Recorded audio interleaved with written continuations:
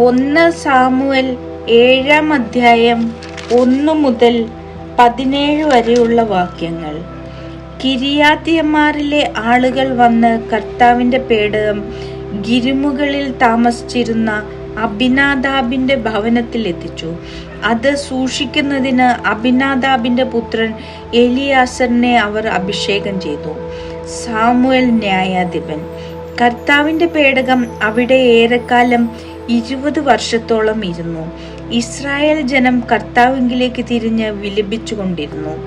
അപ്പോൾ Samuel Israel ജനത്തോട് പറഞ്ഞു, പൂർണ്ണ ഹൃദയത്തോടെ നിങ്ങൾ കർത്താവിങ്കിലേക്ക് തിരിയേണ്ടതിന് അന്യദേവന്മാരെയും അസ്താർത്ഥ്യ ദേവതകളെയും ബഹിഷ്കരിക്കണം.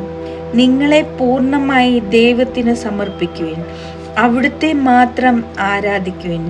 ഫിലിസ്ത്യരുടെ കരങ്ങളിൽ നിന്ന് അവിടുന്ന് നിങ്ങളെ രക്ഷിക്കും. അങ്ങനെ ഇസ്രായേല്യർ ബാലിന്റെയും അസ്താർത്ഥയുടെയും ബിംബങ്ങളെ ബഹിഷ്കരിച്ച് കർത്താവിനെ മാത്രം ആരാധിച്ചു. സാമുവേൽ പറഞ്ഞു, ഇസ്രായേൽ മുഴുവൻ മിസ്പയിൽ ഒരുമിച്ച് കൂടട്ടെ. ഞാൻ നിങ്ങൾക്ക് വേണ്ടി കർത്താവിനോട് പ്രാർത്ഥിക്കാം. അവർ മിസ്പയിൽ ഒരുമിച്ചുകൂടി വെള്ളം കോരി കർത്താവിന്റെ സന്നിധിയിൽ പകർന്നു. ആ ദിവസം മുഴുവൻ അവർ ഉപവസിച്ചു.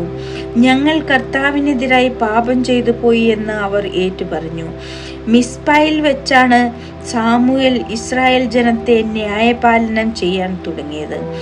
ഇസ്രായേൽക്കാർ മിസ്പയിൽ ഒരുമിച്ച് കൂടിയിട്ടുണ്ടെന്ന് കേട്ടപ്പോൾ ഫിലിസ്ത്യ പ്രഭുക്കന്മാർ ഇസ്രായേല്യരെ ആക്രമിക്കാൻ പുറപ്പെട്ടു. ഇസ്രായേൽക്കാർ ഭയചകിതരായി. ഫിലിസ്ത്യരിൽ നിന്ന് തങ്ങളെ രക്ഷിക്കുന്നതിന് ദൈവമായ കർത്താവിനോട് നിരന്തരം പ്രാർത്ഥിക്കണമേ എന്ന് അവർ സാമുവേലിനോട് അപേക്ഷിച്ചു. സാമുവേൽ മുലകുടി മാറാത്ത ഒരു ആട്ടിൻകുട്ടിയെ സമ്പൂർണ്ണ ദഹനബലിയായി കർത്താവിന് അർപ്പിച്ചു. അവൻ ഇസ്രായേലിനു വേണ്ടി കർത്താവിനോട് പ്രാർത്ഥിച്ചു. അവിടുന്ന് അവന്റെ പ്രാർത്ഥന ശ്രവിച്ചു. സാമുവേൽ ദഹനബലി അർപ്പിച്ചുകൊണ്ടിരിക്കവേ ഫിലിസ്ത്യർ ഇസ്രായേല്യരെ ആക്രമിക്കാൻ അടുത്തുകൊണ്ടിരുന്നു. കർത്താവ് ഭയങ്കരമായ ഒരു ഇടിനാദം മുഴക്കി ഫിലിസ്ത്യരെ സംഭ്രാന്തരാക്കി. അവർ പലായനം ചെയ്തു. ഇസ്രായേല്യർ മിസ്പയിൽ നിന്ന് ബെത്കാർ വരെ അവരെ പിന്തുടർന്ന് വധിച്ചു. അനന്തരം സാമുവേൽ മിസ്പായ്ക്കും ജാഷ്നായ്ക്കും മധ്യേ ഒരു കല്ല് സ്ഥാപിച്ചു. ഇതുവരെ കർത്താവ് നമ്മെ സഹായിച്ചു എന്ന് പറഞ്ഞ് ആ സ്ഥലത്തിന് എബ്നേസർ എന്ന് പേരിട്ടു.